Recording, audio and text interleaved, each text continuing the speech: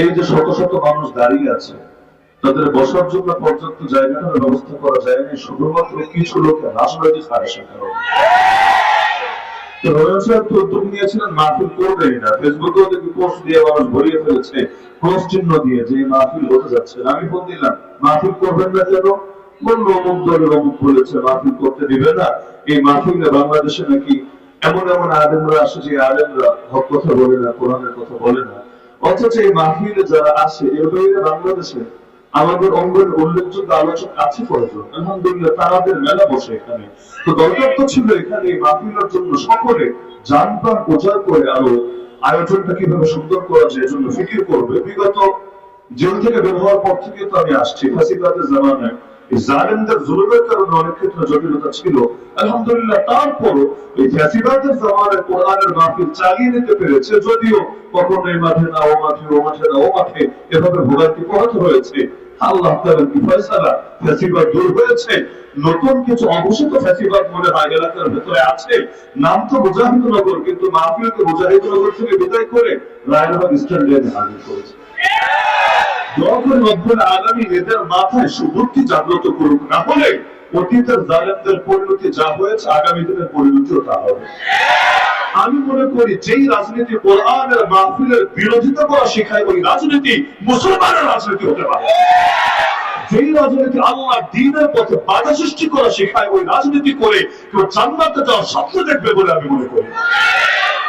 সুতরাং যে নবীজির নামে এই মাহফিল, খাতমে নবুওয়াত, আমার রাসূল খাতামুন নবিয়্যিন, সর্বশেষ নবী, সর্বশ্রেষ্ঠ নবী। আর কোরআনে আল্লাহ জানিয়েছেন ওমা আরসালনাকা ইল্লা রাহমাতাল লিল আলামিন, আমি আপনাকে প্রেরণ করেছি সমস্ত জগতের জন্য রহমত বানিয়ে। মানব জগৎ, জিন জগৎ, ফেরেশতা জগৎ, প্রাণী জগৎ, যত জগৎ হতে পারে সকল জগতের জন্য আল্লাহ রাব্বুল আলামিন রহমত বানিয়েছেন মুহাম্মদুর রাসূলুল্লাহ সাল্লাল্লাহু আলাইহি ওয়াসাল্লামকে। তার মানে আল্লাহ রাসূলের আদর্শ যেটা সেটাই রহমত, আর আল্লাহ রাসূলের আদর্শের বিরুদ্ধে যত আদর্শ হতে পারে সেটাই গজব। রহমতের বিপরীত শব্দ হলো গজব। যেমন সূরাতুল ফাতিহা সর্বশেষ আয়াতে আমরা প্রতিদিন প্রতি ওয়াক্তের প্রতি রাকাত নামাজে আল্লাহর কাছে আশ্রয় চাই গজবগ্রস্ত জাতির রাস্তা থেকে, গায়রিল মাগদুবি আলাইহিম। হে আল্লাহ, গজবগ্রস্ত জাতির পথ যাতে আমাদের পথ না হয়, তাদের মত যাতে আমাদের মত না হয়।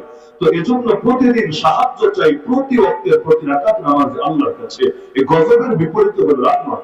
আল্লাহ রাসূল সারাটা জীবন যেই পথ নিজে গ্রহণ করেছেন, উম্মতকে শিক্ষা দিয়েছেন, সেই পথে ছিল রহমতের পথ। যেমন তায়েফের ময়দানে আল্লাহ রাসূল সাল্লাল্লাহু আলাইহি ওয়াসাল্লাম যখন রক্তাক্ত হয়ে আছে, ফেরেশতা পর্যন্ত সহ্য করতে পারছেন, আল্লাহ রাসূলের কাছে এসে অনুমতি চাইল, ইয়া রাসূলুল্লাহ, আপনি যদি বলেন দুই পাশের পাহাড়কে চাপা দিয়ে এই পুরো জনপদকে বিরাম করে দেই, ওদেরকে ভর্তা বানিয়ে নস্বাত করে দেই। আল্লাহ রাসূল আল্লাহকে বলেছিলেন, আল্লাহুম্মা ইল্লাম ইয়াকুন বিকা গাদাবুন আলাইয়া ফালা উবালি।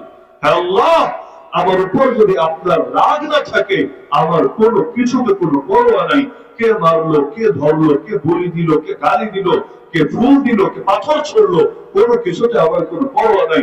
আমার তো ভয় শুধু একটা, না জানি আপনি রাগ হয়ে যান আমার উপর, আপনার গজব, গজব মানে রাগ, না জানি আপনার রাগ আসে, এটা নিয়ে শুধু আমার ভয়। আপনি যদি খুশি থাকেন, পৃথিবীবাসী কোন দিকে গেল, কোন পক্ষে গেল, এটা দিয়ে আমার কিছু আসে না। আল্লাহ রাসূল সাল্লাল্লাহু আলাইহি ওয়াসাল্লাম যে আদর্শ আমাদেরকে দিয়েছেন সেটাই যদি রহমতের আদর্শ হয়, তাহলে বর্তমান বাংলাদেশের প্রতিটা মানুষের এই কথা ভাবার সময় এসেছে, আমরা কি জীবনের প্রতিটা ক্ষেত্রে রহমতের ভেতরে আছি নাকি রহমত ছেড়ে গজবের ভেতরে চলে গিয়েছি। বুঝবো কিভাবে? যেই যেই ক্ষেত্রে নবীজির আদর্শ আমি গ্রহণ করতে পেরেছি, ওই ওই ক্ষেত্রে আমি রহমতের পথে আছি। আর যেখানে যেখানে আল্লাহ নবীর আদর্শ ছেড়েছি, সেখানে সেখানেই গজব আক্রান্ত হয়েছে। আল্লাহ নবী সাল্লাল্লাহু আলাইহি ওয়াসাল্লাম সবকিছু রহমত ছিল। বলবেন আল্লাহ নবী তো জিহাদও করেছেন, 27টা ময়দানে নিচে গিয়েছেন, আর 47টা ময়দানে বাহিনী পাঠিয়েছেন। যে 27 ময়দানে গিয়েছেন তার মধ্যে 9টা যুদ্ধ হয়েছে রীতিমতো। তাহলে এই যে আল্লাহ রাসূল যুদ্ধ করলেন সারা জীবন জুড়ে, এটা আবার রহমত হয় কিভাবে? আর এটা রহমত বরং এটা যেরকম রহমত, এটা বিরাট বড় রহমত। আর অতীত নবীদের ইতিহাসগুলো দেখেন, যখন নবীগণের জাতিরা তাদের উপর ঈমান না এনে তাদের সঙ্গে বেয়াদবি করত, তাদেরকে এলাকা থেকে বের করে দিত, তাদেরকে হত্যা করার চেষ্টা করত, নবীরা বের হয়ে যেতে দেরি পুরো এলাকা গজবে আক্রান্ত হতে দেরি না।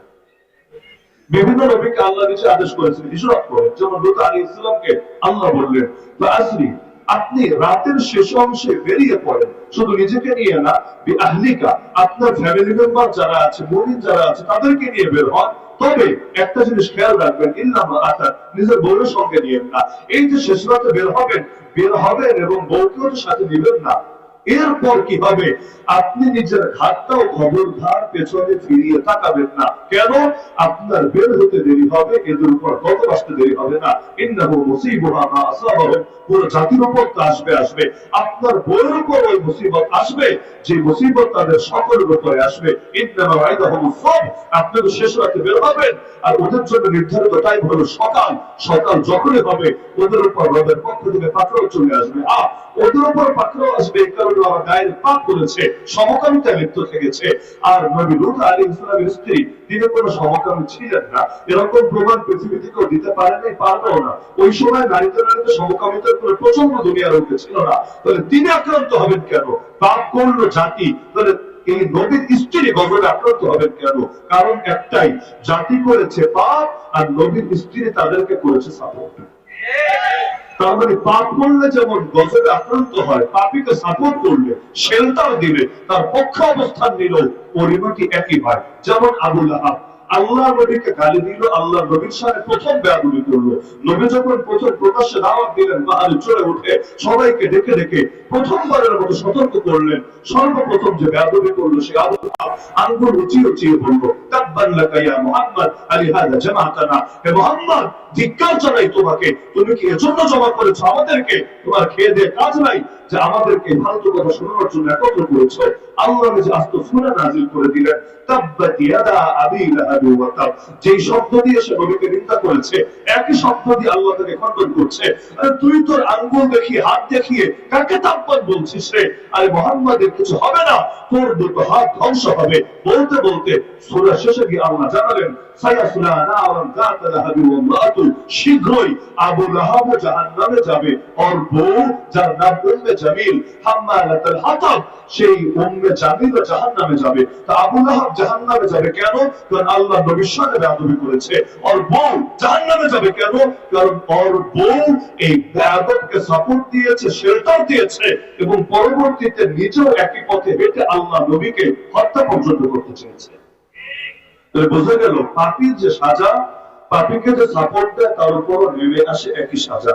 প্রসঙ্গক্রমে একটা কথা না বললেই না, যদিও বলার আগেই আমি দায়মুক্তি ঘোষণা করে দিচ্ছি, এই কথাটা বললে অধিকাংশ কষ্ট পাবে, তবে কষ্ট পেলেও আমি মনে করি বলা উচিত এবং এখনই বলা উপযুক্ত সময়। সেটা হলো 1971 থেকেই তো 2024 শেষ হয়ে যাচ্ছে, প্রায় 13 মাসও বাকি নেই বলতে গেলে।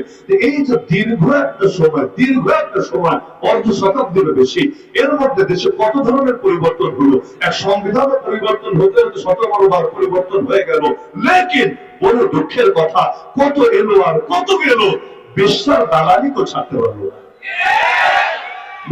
বিশ্বের দালালি আবার কারে করতে দেখলেন, কই করতে দেখলেন?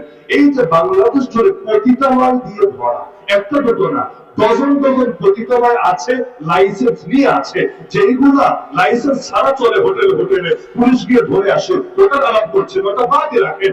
যেগুলো লাইসেন্স দিয়ে রাখা হয়েছে, যার ভেতরে জিনা চলে, ধর্ষণ চলে, আর মদ আর জুয়ার আখড়ায় পরিণত হয়ে আছে। এক একটা পতিতালয় মানে শুধু জিনার কারবার না, বরং মদ আর জুয়ার আড্ডাখানা, এগুলোকে যে লাইসেন্স দিয়ে রাখা হয়েছে, শুধু লাইসেন্স না, প্রোটোকল দেওয়া হয়েছে। আপনি মিছিল নিয়ে যান, দেখেন কিছু করতে পারেন কিনা? আর পতিতালয় কিছু করতে পারবেন না, কপাল ভালো হলে বুকে গুলিও খেতে পারেন, টিয়ার সঙ্গে খাওয়াই রাখতে পারে, এমনকি জঙ্গি মামলা নিয়ে কয়েক বছর জেলও খাটা রাখতে পারে।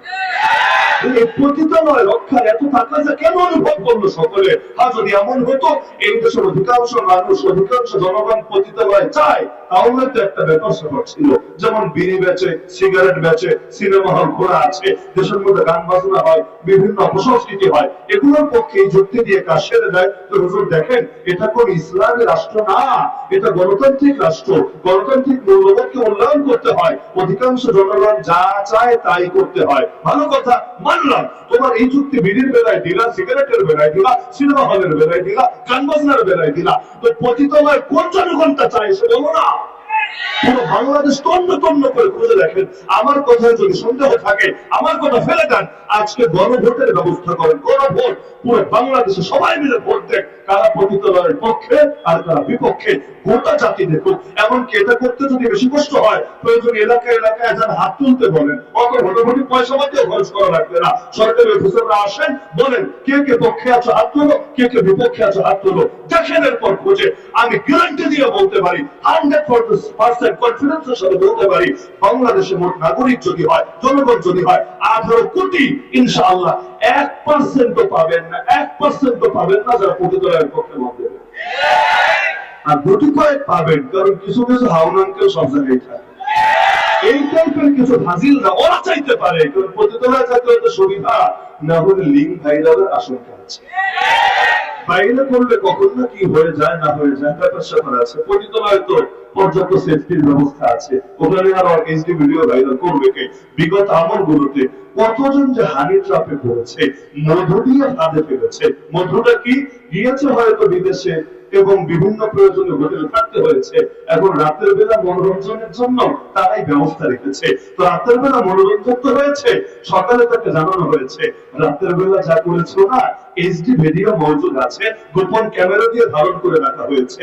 এখন কি আমাদের পক্ষে দালালি করবা, নাকি ভিডিও পাবলিশ করে দিব? ক্লিয়ার বলো। বহুত বড় বড় ব্যক্তিত্ব, কেউ আর্মি অফিসার, কেউ গোয়েন্দা বিভাগের বড় নেতা, কেউ এমপি, কেউ সচিব, এই টাইপের বহুত বড় বড় মানুষ ব্ল্যাকমেইলের শিকার হয়ে দালালি করেছে। চিন্তা করে দেশ গেলে যাক, জনগণ গেলে যাক, সব গেলে যাক, আর ইজ্জতটা খালি টিকে থাক। যদিও জানে না এভাবে ইজ্জত বাঁচানো যায় না, যেন জাতির সঙ্গে প্রতারণা করে রব্বুল আলামিন দুনিয়াতেও তাদেরকে ইজ্জত নিয়ে মরতে দেয় না। জুলুম আর বেয়াদবি এমন জিনিস, সেগুলোর পাকড়াও আখিরাতে না, শুধু দুনিয়াতে আসে। তবে পতিতালয়ের পক্ষে জনগণ যদি নাই থাকে, পয়েন্ট বুঝেন, জনগণ যদি নাই থাকে, পতিতালয় গুলোকে এত কষ্ট করে পেলে পুষে বড় করার কি প্রয়োজনটা করেছে? তার মানে ডাল ভি কুছ খায়া হ্যায়। কারণ এটা গণতান্ত্রিক মূল্যবোধের দাবি না। গণতান্ত্রিক মূল্যবোধ মানে অধিকাংশ জনগণের চাওয়া, অধিকাংশ জনগণ চায় এগুলো বন্ধ করা হোক। এমনকি যদি গুলি খাওয়ার ভয় না থাকতো, আমি তো মনে করি মানুষকে পতিতালয়ের প্রতি ঈদ পর্যন্ত খুলে দিয়ে চলে আসতো। কিন্তু সেই জুলুমের ভয় পাচ্ছে না, এবং এটা নিয়ে মোবিলাইজ করা হচ্ছে না, জাতিকে জাগ্রত করা হচ্ছে না। আর যদি হতো, তাহলে তারা গণভবনে গিয়ে যদি ফ্রিজের মাছও নিয়ে আসতে পারে, আর সেখানে পতিতালয় ক্যান্টিন খুলে আনতে কি বাধাটা হচ্ছে? এগুলো মানুষ জাগে নাই, বা সবকিছু একসঙ্গে একসময় মাথায় আসেও না, একসাথে সিরিয়াস হয় না। যেদিন হবে সেদিন দেখবেন ইনশাআল্লাহ এগুলো প্রতিকাতে পারবে না। তো যেটা চায় সেটা দেয় না, যেটা চায় না সেটা দিয়ে রেখেছে। কি চায়? এই যেমন খাতুনের নবুয়তের মাহফিল তো এটা, আরে বিগত 50 বছর অধিক সময় ধরে পুরো বাংলাদেশ জুড়ে এই স্লোগান দেওয়া হয়েছে, নবীর পরে নবী নাই সংসদে। এটা কি আজকে প্রথম শুনলেন, না সারা জীবন শুনে আসছেন? তো নবীর পরে নবী নাই, এই আইন চাচ্ছি, চাইতে চাইতে স্বাধীনতা 53 বছর হয়ে গেল প্রায়, আজও পর্যন্ত নবীর পরে নবী নাই আইনটা দিল না কেন? বলবেন হুজুর আইন দিলে কি হবে? আইন দিলে কিভাবে বোঝেন না? এই যে কাদিয়ানের জন্ম সনদে সরকার লিখে দেয় ধর্ম পরিচয় মুসলমান, আইডি কার্ডে লিখে দেয় ধর্ম পরিচয় মুসলমান, পাসপোর্টে লিখে দেয় ধর্ম পরিচয় মুসলমান। এই ধোঁকাবাজির কারণে সৌদি আরবের এম্বাসিতে ভিসা দিয়ে যায়, হজে যায়, ওমরায় যায়, অথচ ওর জন্য মক্কায় প্রবেশ করা হারাম, মদিনায় প্রবেশ করা হারাম। প্রবেশ করতে পারছে কারণ সরকার তাকে 2 নম্বরের পরিচয়কে স্বীকৃতি দিয়ে দিয়েছে। এমনকি এই পরিচয়কে কাজে লাগিয়ে কত গ্রামে গিয়ে, আর গ্রামের সাধারণ মুরব্বী মানুষ তার মেয়ের বিয়ে করে দিচ্ছে, সে তো হচ্ছে মুসলমান, কারণ সব জায়গায় তো মুসলমানই লেখা, কিন্তু আসলে তো সে মুসলমান না। এমনকি তাকে তো সালাম দেওয়া জায়েজ হবে না, কাদিয়ানি জানাজা পড়াও জায়েজ হবে না, কাদিয়ানিকে মুসলমানের কবরস্থানে দাফন করাও জায়েজ হবে না। অথচ কাফের কাফের কাদিয়ানি কাফের, নবীর পরে নবী নাই, সংসদে আইন চাই বলতে বলতে মুখে ফেনা উঠে গেল, আজও পর্যন্ত এটা বাস্তবায়ন করেছে। এমনকি সুদ ভিত্তিক অর্থনীতি, আজকে তো বৈষম্যের বিরুদ্ধে সারা বাংলাদেশে কথা হচ্ছে। আল্লাহকে সাক্ষী রেখে বলি, কোন জাতির ভেতরে যদি সুদ থাকে, ওই জাতির ভেতর থেকে জুলুম আর বৈষম্য দূর করা সম্ভব না। সুদ মানে জুলুম, সুদ মানে বৈষম্য। যারা ইকোনমিক্স এর বেসিক নলেজ রাখে, জানার কথা, সুদের ফলাফল এটা, পুঁজিপতি গুলো আরো বড়লোক হতে থাকবে, গরিব আরো গরিব হতে থাকবে, ধনী আর গরিবের বৈষম্য ক্রমশ বাড়তেই থাকবে বাড়তেই থাকবে। আজকে কি হচ্ছে বাংলাদেশে? 95% মানুষের হাতে ওই পরিমাণ টাকা নাই, বাকি 5% মানুষের হাতে যে পরিমাণ টাকা আছে। গোটা দুনিয়া 800 কোটি মানুষ থাকলে খোঁজ নিলে দেখবেন, আর অধিকাংশ মানুষের হাতে যত পয়সা আছে, কোটি কয়েক মানুষের কাছে এর চাইতে বেশি পয়সা গিয়ে একত্রিত হয়েছে। কিভাবে হলো? এই খেলার সবচেয়ে বড় কারিগরের নাম সুদ। সুদ দিয়ে মুসলিম দেশের অর্থনীতি পর্যন্ত সাজানো। যত মাহফিল করেন, যত মাদ্রাসা করেন, যত তাবলীগ করেন, যত খানকা খোলেন, আর যত মসজিদ বানান, কোন দেশের অর্থনীতির মেরুদণ্ড যদি সুদ হয়, ওই জাতিকে আল্লাহর গজব থেকে কিভাবে বাঁচাবেন আমাকে বলেন। সূরা বাকারায় আল্লাহ বলেছেন, আল্লাহর ঘোষণা, যেহেতু কোরআনের আয়াত সহিহ না যায়িফ, এই প্রশ্ন করার কোনো সুযোগ থাকবে না। ফাইল্লাম তাফআলু, বান্দা যদি সুদ ছাড়তে না পারিস, ফাআযানু বিহারবিন মিনাল্লাহি ওয়া রাসূলিহি, আল্লাহ এবং তার রাসূলের পক্ষ থেকে যুদ্ধের ঘোষণা শুনে নে। বাংলাদেশে কোনো বাপের বেটা পারলে দাঁড়িয়ে বলো, হ্যাঁ আমি রাজি আছি আল্লাহ এবং তার রাসূলের বিরুদ্ধে যুদ্ধ করতে, এবং ওই যুদ্ধে পারবো আমি বিজয় ছিনিয়ে আনতে। এই বুকের কথা তারা আছে? যদি না থাকে, সুদ ছাড়তে বাধাবে কোথায়? সুদ ছাড়া তো কল্পনাই করা যায় না। পুরো দেশের অর্থনীতির মেরুদণ্ড বানিয়ে রাখা হয়েছে সুদ। ব্যক্তিগত সুদ খেলে 70টা পাপের সর্বনিম্ন পাপ হলো নিজের আপন মায়ের সাথে জিনা করা সমান। এটা যদি সর্বনিম্ন পাপ হয়, সর্বোচ্চ পাপ কি হবে চিন্তা করে। তো ব্যক্তি একটা পাপ যদি করতো, তাও হয়তো মানা যেত। পুরো রাষ্ট্র যখন এইরকম নির্দিষ্ট পাপে পাপী হয়ে যায়, তাদের উপর গজব আসবে না, কার উপর আসবে? এরপর আফসোস করবো, অর্থনীতি তো আগায় না। আরে আমরা তো উন্নত হতে পারি না, আর পারবা কেমনে? যেই দেশে দুর্নীতি থাকে, সুদ থাকে আর জুলুম থাকে, ওই দেশে উন্নতি এনে দেবেটাকে? নরেন্দ্র মোদীর হাতে কোনো উন্নতি নাই, জাতিসংঘের হাতে কোনো উন্নতি নাই, আর ইউরোপ, আমেরিকা, ইসরায়েলের হাতে কোনো রহমত নাই, বরকত নাই, শান্তি নাই, মুক্তি নাই। সবকিছু একজনের হাতে, নাম তার আল্লাহকে রাজি করবা না আর দুনিয়াতে ভালো থাকবা, এই আশা করে লাভ নেই। ভালো রাখার মালিক একজনই, তিনি ছাড়া কেউ ভালো রাখতে পারে নাই, পারবেও না, পারে সম্ভব না। তাহলে এই যে এতকাল ধরে বিশ্বাস দালালি করার ফলাফল কি আমাকে বলতে? আমার তো মাথায় বুঝে ধরে না। আমি তো দেখি এইটা ছাড়া আর কিছু না। তবে আমার ভালো মতো জানা আছে, আমার মাদ্রাসা যেহেতু রাজবাড়িতে, আর বাংলাদেশের সবচেয়ে বড় পতিতালয় তো ওই জেলার ভেতরে অবস্থিত, কি পরিমাণ টাকার কারবার যে চলে। আর বিগত দিনগুলোতে যারা নেতৃত্ব দিয়েছে, আমি তো আর বসে এক থেকে জানি না, 2018 থেকে দেখছি। 2018 থেকে তার চেঞ্জ হয় নাই, এক লোকই চেপেছিল মাথার উপরে। তো এখন এই যে দীর্ঘ কাল পর্যন্ত যে পয়সা পাতির লেনদেন, আমার তো মনে হয় ওয়াজ শোনাতে শোনাতে ওদের কানের পর্দা ফাটাই দিল লাভ নাই। এই কাঁচা টাকার লোভন ছাড়তে হবে। কখন যে কি নীতি শেখায়? একদিকে বলবে সকল ক্ষমতার মালিক জনগণ, মানে জনগণ তোমরা খুশি থাকো, তোমরা সন্তুষ্টিতে থাকো যে তোমরাই তো এই দেশের মূল।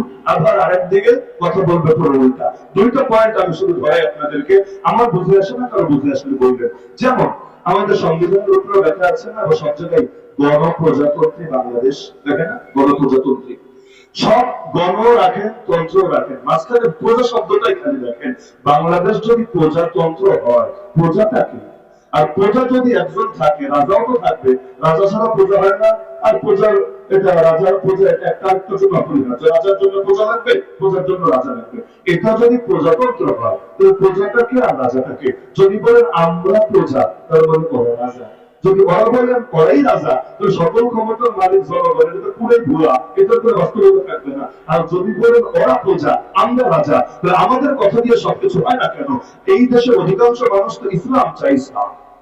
কারণ তারা জানে দুনিয়ার সব মতবাদে ফাঁকি থাকতে পারে, শুভঙ্করের ফাঁকি থাকতে পারে, একমাত্র ইসলাম এমন জিনিস কখনো কাউকে ঠকায় না, ঠকানো সম্ভব না। আজকে কোর্টে যান, মামলা তো প্রায় সবাই করা আছেন যারা ওই দলবাদী বাকি সফল করেন। আমাদের হুমায়ুন সাহেব আল্লাহর বান্দা এমন নির্যাতিত হয়েছেন একেবারে শেষ দিকগুলোতে। আপনি যান কোর্টে গিয়ে একটা কোরআন শরীফ নিয়ে যান, নিয়ে বিচারকের সামনে যান, মাননীয় জাজ, মাননীয় জাস্টিস, আমি ব্রিটিশ আইনের বিচারও চাই না, আমি ফ্যাসিবাদের আমলের আইন দিয়ে বিচার চাই না, আমি পাকিস্তানি আমলে প্রণীত আইন দিয়েও বিচার চাই না। এই যে কোরআন দিলাম আপনার টেবিলে, এই কোরআন দিয়ে আমাকে বিচার করে দেন। কারণ আল্লাহ কোরআনে এই আয়াত আছে, আফা হুকমাল জাহিলিয়াতি ইয়াবগুন ওয়া মান আহসানু মিনাল্লাহি হুকমান লিকাওমিন ইউকিনুন। আরে বান্দারা কি জাহিলি যুগের শাসন চায়? আল্লাহর চাইতে বিশ্বাসীদের জন্য উত্তম বিধান, উত্তম আইন কে দিতে পারে? কোরআন বলে দিচ্ছে সর্বোত্তম আইনদাতাকে, আর সর্বোত্তম আইনদাতাকে আল্লাহ। এবার বিচারককে বল, আল্লাহর আইন দিয়ে আমাকে বিচার করে দেন। এতে যদি আমার কল্যাণ কাটা যায় তাও আফসোস নাই, এতে যদি আমার বড় ক্ষতি হয় তাও আফসোস নাই। কারণ আল্লাহর আইন মেনে নিতে আল্লাহর বান্দার আপত্তি নাই থাকার কথা। যেমন নবীজি জামানের সাহাবী নাম মাইজ আসলামী রাদিয়াল্লাহু আনহু এসে বলছে, ইয়া রাসূলুল্লাহ, ইয়া নবী আল্লাহ, আমি জিনা করে ফেলেছি, আমাকে আপনি ইসলামের যে দণ্ড আছে সেই দণ্ডটা দিয়ে দেন, শাস্তি দেন। শাস্তি কি সবাই জানে? তিনিও জানেন। তিনি যেহেতু বিবাহিত ছিলেন, শাস্তি হলো তাকে দুষ্ট আঘাতে মৃত্যুদণ্ড দেওয়া হয়, ইসলামের ফয়সালা। আল্লাহ নবী সাল্লাল্লাহু আলাইহি ওয়াসাল্লাম তাকে প্রথম 3 বার ফিরিয়েছিলেন। কারণ ইসলামের বিধান হলো জিনার শাস্তি, ব্যভিচারের শাস্তি, ধর্ষণের শাস্তি যদিও অনেক কঠিন, কিন্তু এটা প্রমাণ হওয়ার সিস্টেমের চেয়ে আরো বড় কঠিন। কিভাবে? 4 জন সাক্ষী একেবারে প্রত্যক্ষ চাক্ষুষ দেখতে হবে এবং তারা বলতে হবে বিচারকের সামনে গিয়ে, নিজের চোখে দেখেছি এই পুরুষটা এই মহিলার সাথে তার ওই নির্দিষ্ট পথেই জিনা ব্যভিচার করেছে, যেমনি ভাবে সুরমাদানের ভেতর সুরমার লোভসভা কল্পনা করে ঠিক নিজের চোখে এভাবে দেখেছি, কোনো অস্পষ্টতা ছিল না দেখার মাঝে। এভাবে 4 জন যদি সাক্ষী দেয় তবেই তার উপর এই শাস্তিটা আরোপ করা হয়। এখন পৃথিবীতে যারাই জিনা করেছে 4 জন মানুষকে সামনে দাঁড় করে জিনা করে নাকি? এটা তো সম্ভবই না। এটা তো করবে একমাত্র সে সমাজের মধ্যে অশ্লীলতা ছড়িয়ে দিতে চাইবে, এছাড়া তো কেউ করবে না। যদি না করে, যতই সাক্ষ্য দেয় যে আমি সিসিটিভি ফুটেজ দেখেছি, যতই বলুক আমি আওয়াজ শুনেছি, যতই বলুক আমার ধারণা হয়েছে, এমনকি 3 জন এসে সাক্ষ্য দেয়, কোনো কাজ হবে না। 4 জন চাক্ষুষ সাক্ষ্য দিতে হবেই হবে। এটা অধিকাংশ ক্ষেত্রেই সম্ভব না এবং পুরো ইসলামের ইতিহাস কেটে দেখেন এভাবে সাক্ষ্যর দ্বারা জিনার শাস্তি আরোপ করা হয়েছে খুব বেশি নজির খুঁজেই পাবেন না। বিকল্প অপশন হলো স্বীকারোক্তি, সাক্ষ্য প্লাস স্বীকারোক্তি। সাক্ষ্য তো নাই কিন্তু অপরাধী নিজেই যদি স্বীকার করে, এখানেও ইসলাম করা যে 3 বার পর্যন্ত তাকে ছেড়ে দেওয়া হবে না। মনে হয় তুমি চূড়ান্ত কিছু করো নাই, প্রাথমিক কিছু করেছো, যাও চলে যাও, কিন্তু 4 নম্বর বার সে যদি সাক্ষ্য দেয় না আসলেই সে জিনা করেছে এবং সে চায় যা সাজা হওয়ার দুনিয়াতেই হয়ে যায়, এবং দুনিয়ার সাজা সওয়ার ক্ষমতা আছে, জাহান্নামের আযাব সওয়ার ক্ষমতা। তো মায়েজ আসলামী রাদিয়াল্লাহু আনহা এই কাজটাই করলেন। চতুর্থবার তিনি সাক্ষ্য দিয়ে দিলেন, যদিও জানেন এর পরিণতি কি হবে। আল্লাহ রাসূল সাল্লাল্লাহু আলাইহি ওয়াসাল্লাম এবার তার ব্যাপারে রায় দিয়ে দিলেন, ঠিক আছে তাহলে তাকে পাথর মেরে হত্যা করা হবে। যখন সাহাবীরা তাকে পাথর মারছিল, ইসলামে গোপনে গোপনে সাজা দেওয়ার সিস্টেম নেই, সাজা দেওয়া হয় প্রকাশ্যে, যাতে একজনকে সাজা দিলে পুরো সমাজ যায় সোজা হয়ে, আর কাউকে দ্বিতীয়বার সাজা দেওয়ার প্রয়োজন সচরাচর না করে। তো সবাই মিলে পাথর ছুটছে, হঠাৎ করে তার গায়ের কিছু রক্ত, কারণ পাথর মারলে তো রক্ত বের হবে, কিছু রক্ত সেটা ছিটে গিয়ে লাগলো আমিরুল মুমিনিন ওমর রাদিয়াল্লাহু আনহু। তিনি একটু ঘৃণা করলেন বিষয়টা, ঠিক একটা ব্যভিচারী রক্ত লাগলো আমার জামায়, তার কাছে বিষয়টা খুব খারাপ লাগলো। আল্লাহ নবী সাল্লাল্লাহু আলাইহি ওয়াসাল্লাম ধমক দিলেন, হে ওমর, কি করছো তুমি? তুমি কি জানো লাকাদ তাবা তাওবাতান লাউ কুসিবা আলা আহলিল মাদিনাতি লাকাফাতহুম। আমার সাহাবী মাইজ এমন তওবা করেছে, তার একার তওবা যদি মদিনার সব জনগণের মধ্যে ভাগ করে দেওয়া হয়, একার তওবা সকলের গুনাহ মাফের জন্য যথেষ্ট হয়ে যাবে। দুনিয়াতে যদি কোরআনের আইন দিয়ে বিচার হয়, সেটার কারণে জানো যাওয়া লাগে, আফসোসের কিছু নাই, কারণ রব্বুল আলামিন এই ওসিলায় মাফ করে দিবে। এজন্য ফেরাউন যখন জাদুঘরদেরকে হুমকি দিচ্ছিল, তোদেরকে মেরে ফেলবো, হাত কেটে দেবো, পা কেটে দেবো, এই করবো সেই করবো, জাদুঘররা বলেছিল আপনি মানতে পাও। আরে আইন যেহেতু তোর হাতে, বিচার তোর হাতে, প্রশাসন তোর হাতে, সরকার তোর, সবই তোর, ঠিক আছে, যে বিচার করতে মনে চায় বিচার কর গিয়ে, তোর বিচারের ভয়ে আমরা ঈমান ছাড়বো না। কিন্তু মনে রাখিস ইন্নামা তাকদি হাদিহিল হায়াতাদ দুনিয়া, তুই তো শুধু দুনিয়ার বিচার করতে পারবি, আখিরাতের বিচার তো তুই করতে পারবি না। যে এই যে তুই আমাদের মারলি, রক্তের প্রথম ফোঁটা গড়িয়ে পড়ার আগেই ইন্না ইলা রাব্বিনা লামুনকালিবুন, আমরা আমাদের রবের কাছে ফিরে যাব। আর দিলে বড় আশা, ইন্না নাতমাউ আইয়াগফিরা লানা রাব্বুনা খাতায়ানা, এই কোরবানির উসিলায় আল্লাহ আমাদের জীবনের সব পাপগুলোকে মাফ করে দিবেন। তাহলে কোরআন দিয়ে বিচার হলে বিপক্ষে দিলে বা কি সমস্যা? আল্লাহ যদি এই বিচার দিয়ে থাকেন তাহলে যে কোনো মুসলমান মাথা পেতে নিতে রাজি আছে। এখন বিচারককে গিয়ে দেন, মাননীয় জাজ, মাননীয় জাস্টিস, আমাকে বিচার করে দেন কোরআন দিয়ে। বাংলাদেশে এমন একটা আদালতের নাম বলেন তো যেখানে এই কথা বললে কোরআন দিয়ে বিচার পাওয়া যাবে? জানা আছে?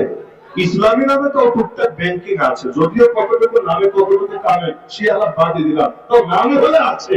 কিন্তু ইসলামী কোর্ট, শরিয়া কোর্ট, এই নামে কোনো কিছু বাংলাদেশে আজও পর্যন্ত গড়ে ওঠে নাই। এটা নিয়ে আমাদের কোনো ফিকির নাই, এমনকি আমরা আন্দোলনও করি না এটা নিয়ে। অথচ এটা নিয়ে আন্দোলন করলে এটা আমাদের মৌলিক অধিকারের অংশ ছিল। এই আন্দোলন করলে তো গুলিও মারবে না, তো জেলাও ঢুকাবে না। শুনে এটা বলা হতো যে দুটো অপশন রাখেন, যে সেকুলার আইনে বিচার চায় সে সেকুলার করতে যাবে, যে শরিয়া আইনে বিচার চায় সে শরিয়া করতে যাবে। উভয়টা পার্লামেন্ট করতে স্বীকৃত থাকবে। তো হয়ে গেল, দুনিয়াতে ব্যাংকিং যখন যার মনে চায় স্বাভাবিক ব্যাংকে যায়, যার মনে চায় ইসলামী নামে যে ব্যাংকগুলো আছে সেটাই চায়, বেশ কেচ্ছা খতম। এভাবে করতো, কিন্তু করবে না। আলাদা কোর্টও করবে না, শরিয়া বেঞ্চও রাখবে না। যে একটা দুইটা বেঞ্চ রাখি যেখানে অন্তত শরিয়া আলাদা আপিলের সুযোগ থাকবে, না তাও রাখবে না। কারণ এগুলো রাখলে মনে হয় ভণ্ডামি বেশি করতে পারবে না। এই যে শরিয়া নিয়ে সমস্যাটা কোথায়? এমনকি এখন এই সাংবাদিক গুলো নিয়মিত বিভিন্ন টকশোতে বিভিন্ন কথাবার্তায় দেখবেন নেতাদেরকে খালি প্রশ্ন করে, আচ্ছা আপনারা যদি ক্ষমতায় আসেন আপনারা কি হাত কেটে দেবেন? আপনারা যদি ক্ষমতায় আসেন আপনারা কি পাথর মেরে হত্যা করে ফেলবেন? আমি এটাই ভেবে পাই না। ওদের তাও কপাল ভালো যে আমাদের মতো দুষ্ট মানুষদেরকে জিজ্ঞাসা করেন, না হলে আমি তো উল্টা প্রশ্ন ছুড়ে দিতাম, আচ্ছা হাত কাটা হবে কি হবে না তোদের আলাপ, তুমি ভয় করছো কোন দুঃখে আগে বলো তো? ইসলামের হাত কাটা নিয়ে ভয় পাবে সে বিগত দিনগুলোতে চুরি করেছে। তাও ইসলামের চুরি এত সোজা না যে একটা ললিপপ চুরি করেছে, একটা পনেরোচিত চুরি করেছে আর ধরে বেচারা হাত কেটে দিবে, এত সোজা না। মোহরের সর্বনিম্ন পরিমাণ যেটা, আর চুরির ক্ষেত্রে হাত কাটার জন্য সর্বনিম্ন মাপ করে সেটা, আরবিতে 10 দিরহাম। 10 দিরহাম পরিমাণ যদি চুরি করে সেই ক্ষেত্রে হাত কাটা হবে, অন্য ক্ষেত্রে কাটা হবে না। তো ভাই চুরি যদি না করো, তোমার চেহারা মুখে আতঙ্ক প্রকাশ পাওয়া উচিত না। একইভাবে পাথর মেরে হত্যা করা হয় কাকে? বিয়ে করার পর আকাম ছাড়তে পারে নাই যে, তো বিয়ে করার পর ছাড়তে পারো না কেন? আর যদি ছাড়তে পারোই তাহলে এই প্রশ্ন তোমার জন্য না, এটা নিয়ে তোমার কোনো ভয় পাওয়ার কোনো কারণই নাই। তাহলে দেখা যাচ্ছে যে আল্লাহর জমিন আল্লাহর বান্দাকে আল্লাহর দ্বীন মান্য করে সুযোগ দেওয়া হচ্ছে না। লা ইলাহা ইল্লাল্লাহ, এক আল্লাহ ছাড়া দ্বিতীয় কারো ইবাদত করি না, এটাই তো লা ইলাহা ইল্লাল্লাহ অর্থ। অথচ আপনাকে বাধ্য করা হবে আল্লাহকে বাদ দিয়ে গায়রুল্লাহর ইবাদত আপনাকে করতেই হবে। কিভাবে? গায়রুল্লাহ নীতি আপনাকে মানতে হবে, গায়রুল্লাহ যা বলবে সেটাকে চূড়ান্ত করতে হবে। এটা নিয়ে একটু শব্দ বলতে পারবেন না, না হলে আপনার খবর আছে। এজন্য আমাদের শব্দগুলো মাশাআল্লাহ একদম সেই শব্দ, শব্দ দিয়ে দিলের কথা বোঝা যায়। এই যেমন একটু আগে শুনলাম, একদিকে বলবো সকল ক্ষমতার মালিক জনগণ, আর একদিকে নাম দিবে প্রজাতন্ত্র। আরো মজার ব্যাপার আছে, রাষ্ট্রপতি, প্রেসিডেন্টের বাংলা অনুবাদ এটা করে রাষ্ট্রপতি। রাষ্ট্রপতি মানে কি? পতি মানে স্বামী, জানেন না? অনেক মহিলাকে বলে না প্রতিভক্ত, তার মানে কি? স্বামী ভক্ত। রাষ্ট্রপতি মানে ধরেন যারা চুপ্প সাহেব আছেন তিনি হলেন রাষ্ট্রের স্বামী। তো তিনি যদি স্বামী হন, বউটাকে প্রশ্ন আসবে না, বউটাকে? বউকে আপনারা বলবেন হুজুর আমরা নিজেরাই তো আরেক বউয়ের স্বামী, তাহলে আপনারাই নিজেরাই যদি স্বামী হন তাহলে বউটাকে না পুরো রাষ্ট্রটাই বউ? আচ্ছা বলবেন না হুজুর স্বামী মানে মালিক, এই অর্থে রাষ্ট্রপতি মানে রাষ্ট্রের মালিক তিনি। তো তিনি যদি রাষ্ট্রের মালিক হন, আমরা কি? আমরা কি? আমরা কচুরি না, আমরা গোলাম, আমরা বাদী, আমরা দাস, আমরা দাসী, আমরা ভিত্ত। এই জন্যই তো আজকে দেশের অবস্থা। একজন নিজেকে মালিক মনে করবে, রাজা মনে করবে, অন্যদেরকে প্রজা মনে করবে, অন্যদেরকে গোলাম মনে করবে। এই জন্য আজকের বাংলাদেশ থেকে বৈষম্য দূর করা যায় না আজ পর্যন্ত। শব্দের মধ্যেই তো ভেজাল, মানসিকতার মধ্যে যে সমস্যা আছে শব্দের ভেতর থেকেই তো প্রকাশ পায়। তাহলে মজার একটা পয়েন্ট দেখেন, বাংলাদেশের সংবিধান 17 বার পরিবর্তন হলো ভালো কথা, কিন্তু একটা জিনিস নিয়ে নিয়মিত চুলকানি দেখা গিয়েছে, সেটা হলো এখনো পাবেন এই 72 সংবিধান আর আজকের সংবিধান খুললে আল্লাহর উপর আস্থা ও বিশ্বাস, এটা সহ্য হয়। আল্লাহর উপর আস্থা বিশ্বাসকে সরিয়ে সেখানে ধর্মনিরপেক্ষতাবাদ বসানো লাগে। ধর্মনিরপেক্ষতাবাদ ইসলামী না কুফরি এটা রাখেন, কিন্তু বসাচ্ছে কোন জায়গায় নিয়ে, যেখানে আল্লাহর উপর আস্থা ও বিশ্বাস ছিল এক সময়। আল্লাহর উপর আস্থা ও বিশ্বাস যদি কোন সংবিধানের মূলনীতি থেকে মাইনাস হয়, ওই সংবিধানকে কি মুসলমানের সংবিধান বলা যায়? মুসলমান আল্লাহকে বাদ দিয়ে কিছু করতে পারে? আরে মুসলমান ঘরে ঢুকেও আল্লাহর নাম নিয়ে ঢুকে। নবী বলতেন বিসমিল্লাহি ওয়ালাজনা ওয়া বিসমিল্লাহি খারাজনা ওয়া আলাল্লাহি রাব্বিনা তাওয়াক্কালনা। মুসলমান ঘর থেকে বের হলেও আল্লাহর নাম নিয়ে বের হয়। নবী এটা বলে বের হতেন, বিসমিল্লাহ তাওয়াক্কালতু আলাল্লাহ ওয়া লা হাওলা ওয়া লা কুওয়াতা ইল্লা বিল্লাহ। মসজিদে ঢুকলেও আল্লাহর নাম নিয়ে ঢোকে, আল্লাহুম্মা ইফতাহলি আবওয়াব রাহমাতিক। মসজিদ থেকে বের হলেও আল্লাহর নাম নিয়ে বের হয়, আল্লাহুম্মা ইন্নী আসআলুকা মিন ফাদলিক। একটা মুসলিম দেশে আল্লাহর উপর আস্থা ও বিশ্বাসকে সরিয়ে ধর্মনিরপেক্ষতাবাদ বসানো হবে, এর চাইতে বড় কুফরি আর ভণ্ডামি কি হতে পারে? এমনকি আপনি বলবেন হুজুর নিরপেক্ষতাই তো এনেছে, হীনতা তো আনে নাই, ধর্মহীনতা তো আনে নাই, আপনার কেন চলে? মজার বিষয় হলো মুসলমানরা নিরপেক্ষ হয় কিভাবে এটা আগে বুঝেন। নিরপেক্ষ শব্দ বুঝেন, তার মানে সে কারো পক্ষে নেই, তাই তো? একদিকে আল্লাহ আর একদিকে ইবলিস, সে কারো পক্ষে না, সে মাঝামাঝি। একদিকে রহমান আর একদিকে শয়তান, সে কারো পক্ষে না, সে মাঝামাঝি। একদিকে আলো একদিকে অন্ধকার, সে কারো পক্ষে না, সে মাঝামাঝি। একদিকে ন্যায় আর একদিকে অন্যায়, সে কারো পক্ষে না, সে মাঝামাঝি। একদিকে পুরুষ আর একদিকে মহিলা, সে কোনো দিকে না, সে মাঝামাঝি। ইসলামের মানেটা কি? আরে মুসলমান হয়তো মুসলমান হবে আল্লাহর পক্ষে, অমুসলিম হবে ইবলিসের পক্ষে, এটা সত্যের কথা। কিন্তু তুমি আল্লাহর পক্ষেও না, অন্ধকারের পক্ষেও না, এটা সম্ভব না। যে আল্লাহর পক্ষে না সে অন্ধকারের পক্ষে, যে ন্যায়ের পক্ষে না সে অন্যের পক্ষে, আর যে সাম্যের পক্ষে না সে বৈষম্যের পক্ষে, যে ঈমানের পক্ষে না সে জাহেলিয়াতের পক্ষে, যে তাওহীদের পক্ষে না সে শিরকের পক্ষে, যে ইসলামের পক্ষে না সে কুফরের পক্ষে। কিন্তু বলার হিম্মত রাখে না, বলার সাহস রাখে না, এজন্য শব্দটা নিরপেক্ষতা দিয়ে চালানোর চেষ্টা করে। ধর্মনিরপেক্ষতাবাদ মানে কি? আমি এক শব্দে বুঝি ইসলামকে চিপায় ফেলা। আপনাদের কাছে বড় ব্যাখ্যা থাকতে পারে, শাস্ত্রীয় সংজ্ঞা, আমার অত বাইপাস লাগবে না। আমি ধর্মনিরপেক্ষতাবাদ বলতে কি বুঝি? ইসলামকে চিপায় ফেলা। মানে কি? মানে ইসলাম কোথায় চলবে আর কোথায় চলবে না এটা ঠিক করা। ইসলাম রাজনীতিতে চলবে না, হুজুর এটা চলবে না। অর্থনীতিতে চলবে না, তাহলে সুদ থাকবে কিভাবে? এটা চলবে না। আচ্ছা ব্যাংকিং সেক্টরে চলবে না, হুজুর এটা আসলে চলবে না। বাজার ঘাটে চলবে না, এটাও চলবে না। আচ্ছা সভ্যতা সংস্কৃতিতে চলবে না, এটা চললে তো আমাদের ব্যবসায়ী থাকবে না। আচ্ছা শিক্ষার্থীরা বা শিক্ষা কারিকুলামে চলবে না, হুজুর তাহলে মানুষকে বান্দরের নাতি হতে এটা শেখাবো কিভাবে? শরীফে দইরা দইরা শরীফে বানাবো কিভাবে? এই পুরুষগুলোকে মহিলায় পরিণত করবো কিভাবে? সুতরাং সুতরাং শিক্ষা সিলেবাস তো চলবে না, তো চলবেটা কোথায়? বলবে হুজুর এখানে এখানে তো চলবে না, ঠিক আছে, কিন্তু চলবে মসজিদে, চলবে মাদ্রাসায়, চলবে মাহফিলে, চলবে খানকায়, বাকি কোথাও চলবে না। আচ্ছা ভালো কথা, মাহফিলে আলেম কি কোরআনের আলোকে যা ইচ্ছা তা বলতে পারবে? কোরআনের প্রতিটা বিধান তুলে ধরতে পারবে না? হুজুর এটা পারলে কি আর বড় বড় বোতল খাওয়া যাবে? এটা পারলে কি আর ভণ্ডামের মুখোশ পরে থাকা যাবে? এটা পারলে কি আর দিল্লি তালানি করা যাবে? এই হুজুরদের কারণে তো পারে না আগাতে। আর আজও পর্যন্ত বাংলাদেশে নাস্তিকতার মিশন কেন সফল হয় নাই? আজও পর্যন্ত বাংলাদেশে হিন্দুত্ববাদের মিশন কেন সফল হয় নাই? আজও পর্যন্ত বাংলাদেশে কাদিয়ানরা কেন সফল হতে পারে নাই? আজও পর্যন্ত বাংলাদেশে খ্রিস্টান মিশনারি গুলো কেন কয়েক কোটি মানুষকে খ্রিস্টান বানাতে পারে নাই? যে কয়েকটা মৌলিক কারণ আছে, তার মধ্যে অন্যতম কারণ হলো এই কোরআনের মাহফিল। এখনো পর্যন্ত কিছু মানুষ জানের পরোয়া না করে, নিরাপত্তার পরোয়া না করে, ফ্যামিলির পরোয়া না করে হক কথা বলে যাচ্ছে, জাতির সামনে হকের বার্তা তুলে ধরছে, তাই পারছে না সবার গলায় গোলামের জিঞ্জির পরাতে। আজও মানুষ স্বাধীনতার স্বপ্ন দেখে, দুনিয়ার সব জাহেলিয়াতকে পায়ের তলায় পিষ্ট করে আল্লাহর জমিনে আল্লাহর গোলামি করে স্বপ্ন দেখে। এই যে স্বপ্নটা নিভু নিভু হলেও সে 1757 থেকে আজ 2024 250 বছরের বেশি সময় ধরে বলবৎ আছে। এর পেছনে ওয়াজ মাহফিলের অবদান বহুত বেশি আছে। এজন্যই দেখেন না আমাদের নামে তালিকা হয়, এজন্যই দেখেন না আমাদেরকে জেলে যেতে হয়। অপরাধটা কি? পাপটা কি? আরে পাপ তো আর কিছু না, মূলপাপ এটা আমাদের কারণে বেচারারা দুনিয়ার বড় ধান্দা করতে পারে। আল্লাহর ভয় আছে, যার দিলে পৃথিবীর কারো ভয়ে সে তার সুরকে কিছুতেই নত করতে পারে না। মুসলমানের কথা তো এটা হয়, আরে আল্লাহ জমিন আল্লাহ দ্বীনের কথা বলা যদি তোমাদের চোখে জঙ্গিবাদ হয়, আল্লাহর কসম মুসলমান জঙ্গিবাদী গালি খেতে রাজি। আল্লাহ জমিনে খেলাফতের কথা বলা যদি তোমাদের চোখে উগ্রবাদ হয়, মুসলমান উগ্রবাদী গালি খেতে রাজি। আরে আল্লাহ দ্বীনের প্রতিটা বিধান প্রচার করা যদি তোমাদের চোখে মৌলবাদ হয়, মুসলমান মৌলবাদী গালি খেতে রাজি। আল্লাহ দ্বীনের পথে চলা, আল্লাহ দ্বীনের কথা বলা তোমাদের চোখে যদি সাম্প্রদায়িকতা হয়, মুসলমান সাম্প্রদায়িক গালি খেতে রাজি। কিন্তু আল্লাহর কসম, আল্লাহর কসম, আল্লাহর কসম, কারো গালির ভয়ে, হামলার ভয়ে, মামলার ভয়ে, জেলের ভয়ে, জুলুমের ভয়ে, ফাঁসির ভয়ে মুসলমান ইসলামের কোনো কিছু গোপন করতে রাজি না।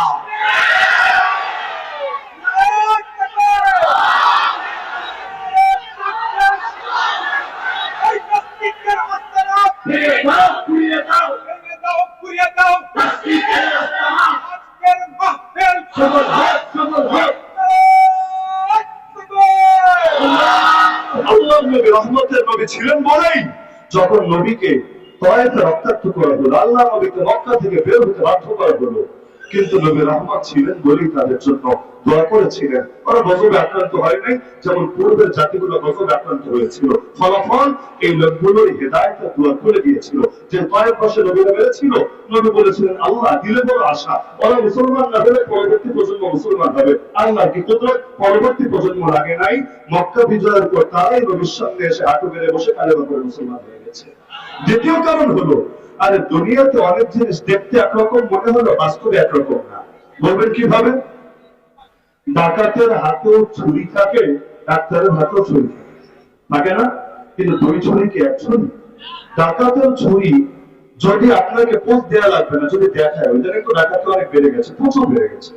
এবং এমন এমন ডাকাতি হচ্ছে, আগে তো দেখাতো মাল সামানা দিয়ে দিলে ছেড়ে দিত, আর এখন ধরে খুব শুরু, মানে দিবেন কি দিবেন না পরে না, আগে আপনার দুটো চারটা দিয়ে দিবে, তারপর আপনার কিছু চাও লাগবে না, নিজে চেক দিয়ে যা আছে নিয়ে নিবে। এমনকি বাংলাদেশের আইনগুলো আমাদের পরে এখন নিয়মিত ডাকাতি চলছে। যদিও এটা টার্গেট করে কিনা নাকি অন্যভাবে আল্লাহ ভালো জানে। আর কত সরকারি তো আসে যায়, আইনগুলো আমার নিরাপত্তা নিয়ে কে ফিকির করে, কে ফিকির করে?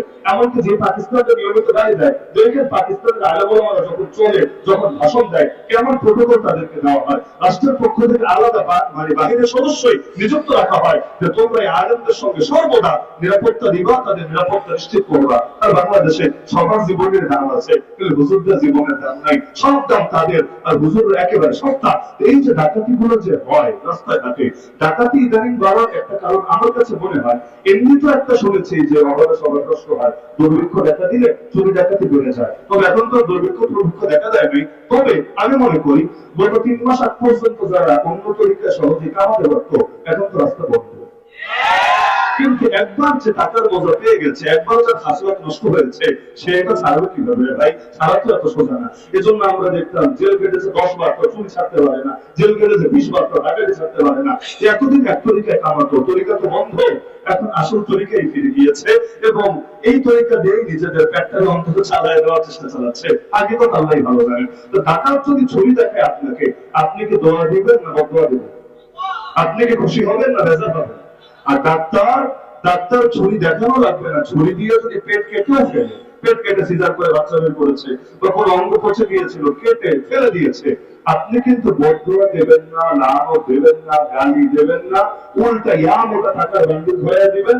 আসার সময় বলবেন স্যার ও স্যার, আপনার মতো কাটাকাটি কেউ করতে পারেন, আপনি কাটাকাটিতে বিশাল এক্সপার্ট, আমার ফ্যামিলির যদি সামনে কারো কাটাকাটি লাগে নিয়ে আসবো আপনার কাছে, সুন্দর কায়টা দিয়ে আমি মাল বানিয়ে দিব আপনার হাতে, সহজ হিসাব নিকাশ। ডাক্তার কাটলো, থ্যাংক ইউ দিল, পয়সা দিল।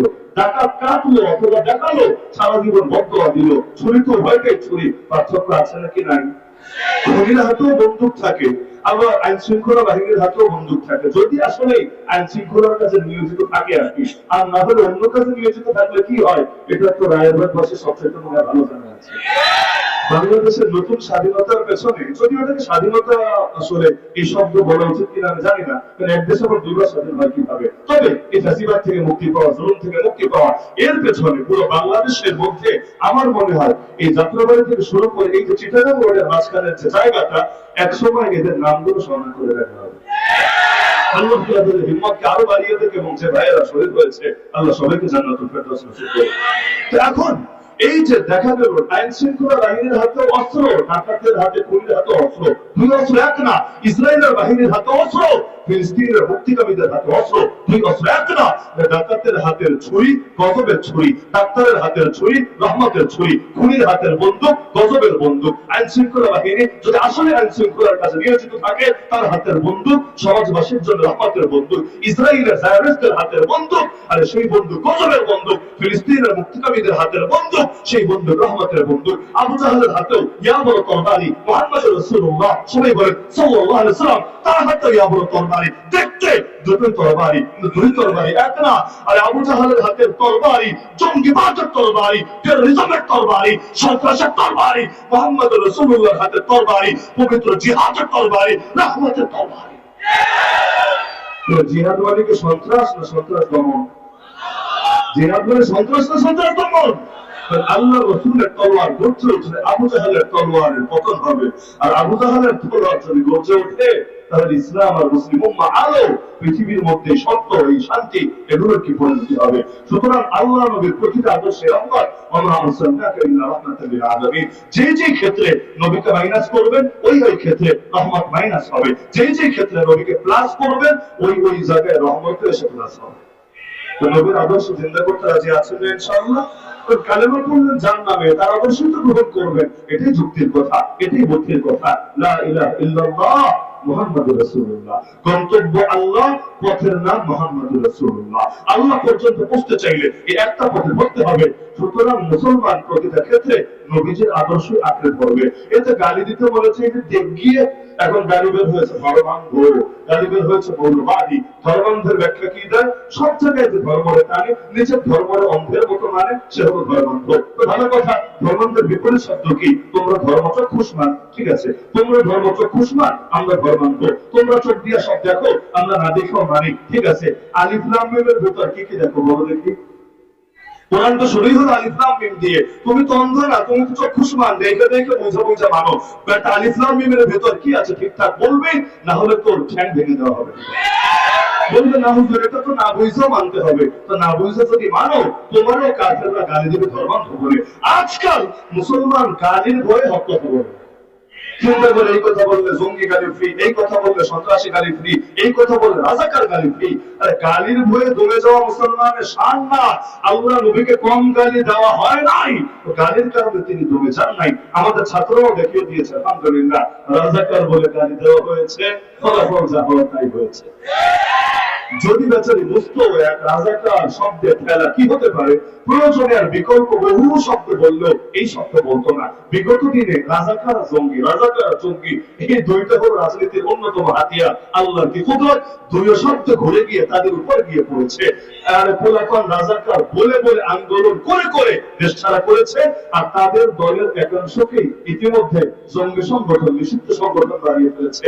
আমরা যখন জেলে গিয়েছিলাম, ওই সময় চিন্তা করতাম, কখনো কি দিন ঘুরে যেতে পারে? এখন বিশ্বাস করেন, আল্লাহর সাক্ষী রেখে বলি, পত্রিকায় যখন দেখি অমুক নিষিদ্ধ সংগঠনের 11 জন গোপন মিটিং চলাকালে পুলিশের হাতে গ্রেফতার হয়েছে, দিল থেকে শুকরিয়া বের হয়ে আসে।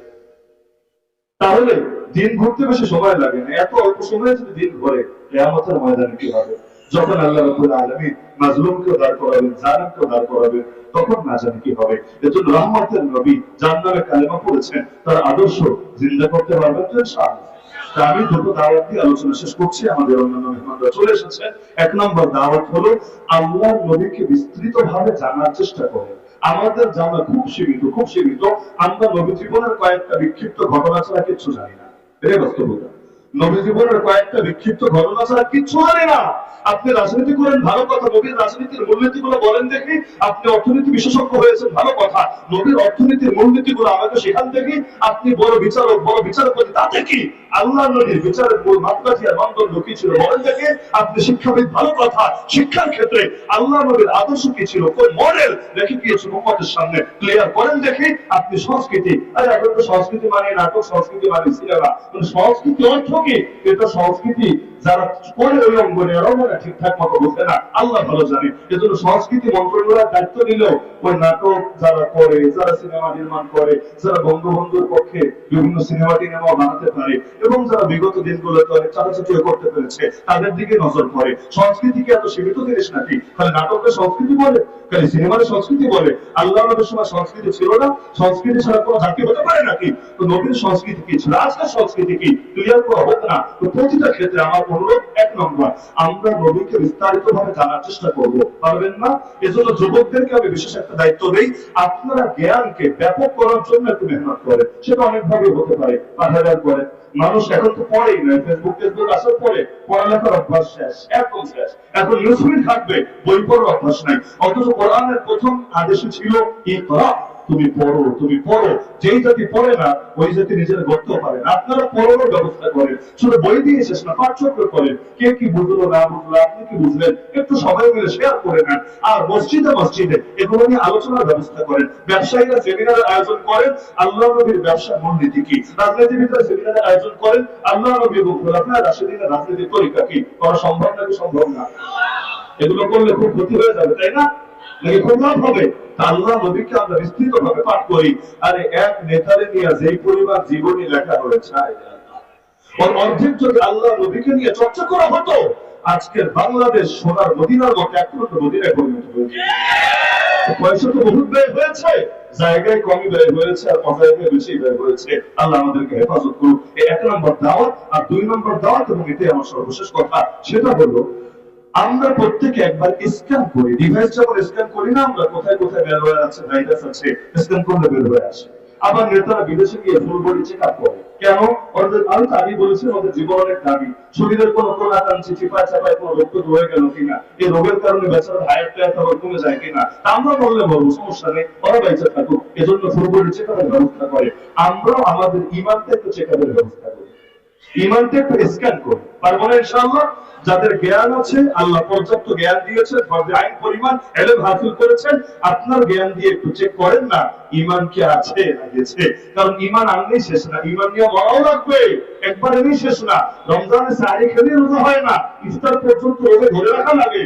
মাঝখানে দুপুর বেলা যদি কাম ঘটায় দেন, নতুন বিয়ে শাদী করেছে, অফিস থেকে ফিরে এসে মাথা ঠিক নাই, কাম যা ঘটনা ঘটিয়ে দিয়েছেন, এরপর আবার ইফতার খেয়ে তৃপ্তি রেকর্ড তুললেন, যাক আমার রোজা আদায় হয়েছে। রোজা কি হয়েছে না বরবাদ হয়েছে? এমন বরবাদ হয়েছে 2 মাস কাফারাও লাগবে, তা না বেটা একদিনে সামলাতে পারিস না, এবার 2 মাস ছাড়া সামলা। এমনকি নামাজ আল্লাহু আকবার বললে নামাজ হয় না, বরং সালাম পর্যন্ত বলে রাখা লাগে। মাঝখানে যদি হে হে করে হেসে ওঠে, তার কোন দুষ্ট বন্ধু এসে কাতুকুতু দিয়েছে, সুরসুরে দিয়েছে, হাসি আর সামলাতে না পেরে এমন হে হে করে হেসে উঠলো যেন মসজিদ ভেঙে পড়বে, নামাজ আছে না গেছে? শেষ নামাজ। তো এখন সে যদি সালাম ফিরে রেকর্ড তুলে, কাজ হবে না। কালেমা পড়েছে, আলহামদুলিল্লাহ, আল্লাহ ইমানের তৌফিক দিয়েছে, কিন্তু ইমান নিয়ে মরা লাগবে না, তার আগে হারালে চলবে? মরতে হবে, মরতে হবে। এমন কথা বলা যাবে না যেই কথা বললে ইমান শেষ, এমন কাজ করা যাবে না যে কাজ করলে ইমান শেষ, এমন বিশ্বাস রাখা যাবে না যে বিশ্বাস রাখলে ইমান শেষ। আন্দোলনের পরে কতজন বলল মোরা বিধাতার মতো নির্ভয়, আলহামদুলিল্লাহ, মোরা বিধাতার মতো নির্ভয়, মানে আল্লাহর যেমন ভয় নাই, আল্লাহর মতো আমাদেরও ভয় নেই, আলহামদুলিল্লাহ। আরে নবীকেও আল্লাহর সঙ্গে তুলনা দেওয়া যায় না, আর তুমি কোন ক্ষেত্রে বলে হয়ে গেছো, তুমি আল্লাহর মতো হয়ে গেছো। একটা বাক্য যদি জেনে বুঝে বলে বেঈমান, বেঈমান, তার ইমানদার বলার সুযোগ থাকবে না। মূলনীতি বলে সকল ক্ষমতার মালিক জনগণ, এজন্য জনগণকে খুশি রাখতে হবে। যদিও ভুয়া, জনগণকে কেউ খুশি করে না, কেউ খুশি করে ওরে, কেউ ওরে, কেউ ওরে, কিন্তু ক্ষমতার মালিক আবার জনগণ হয় কিভাবে? ক্ষমতার মালিক কে? ক্ষমতার মালিক কে? ক্ষমতায় বসানো তিনি, ক্ষমতা থেকে সরানো তিনি। আজকে তো সবাই পেরেশান, মাস্টার মাইন্ড কে? আর আসল মাস্টার মাইন্ড উপরে দুনিয়ার মাস্টার মাইন্ড কি? তিনি যখন চেয়েছেন তখন হয়েছে, যখন চান নাই তখন হয় নাই। পৃথিবীতে কিছু হয় না, পৃথিবীর কেউ কোনো ফয়সালা করতে পারে না। লা হাওলা ওয়ালা কুওয়াতা ইল্লা বিল্লাহ। এজন্য প্রত্যেকে ঈমানটা নিয়ে একটু চেক দিব আমরা, যাতে করে ঈমান ভঙ্গের কারণ আছে কিনা ধরা পড়ে, ভাইরাস থাকলে এগুলোকে কিল করা যায় আগে আগে। ঈমানটা নিয়ে যাতে নেওয়া যায়, কালেমা জপতে জপতে যাতে শেষ নিঃশ্বাস ত্যাগ করা যায়। আল্লাহ রাব্বুল আলামিন সবাইকে তৌফিক দান করুন। খাতামুন নবী রাহমাতুল লিল আলামিনের অনুসরণ করা জীবনের প্রতিটা ক্ষেত্রে তৌফিক দান করুন, আমিন। ওয়া আখিরু দাওয়ানা আলহামদুলিল্লাহি রাব্বিল আলামিন।